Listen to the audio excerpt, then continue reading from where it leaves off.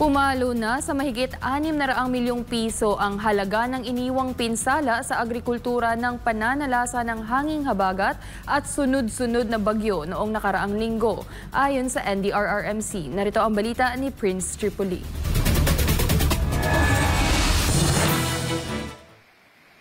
Patuloy ang pagtaas ng halaga ng pinsala sa agrikultura matapos ang pananalasa ng hanging habagat at magkakasunod na bagyong Ferdy, Hiner at Helen sa bansa nito mga nagdaang linggo. Sa datos ng NDRRMC araw ng Martes, pumalo na sa mahigit 600 milyong piso ang pinsala sa sektor ng agrikultura. Pinaka-naapektuhan dito ang Mimaropa na mahigit 400 milyong pisong halaga ng pinsala na sinundan ng Region 6 at Region 9. Aabot naman sa mahigit 11,000 mangingisda at magsasaka ang naapektuhan ng naturang sama ng panahon.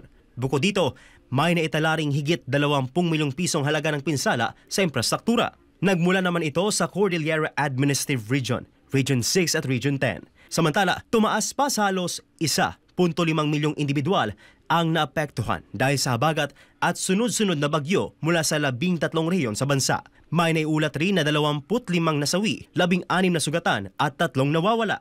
Patuloy naman ang pamamahagi ng tulong ng iba't ibang lokal na pamahalaan at ahensya ng gobyerno sa mga apektadong residente. Para sa Diyos at sa Pilipinas kumahal, Prince Tripoli, SMNA News.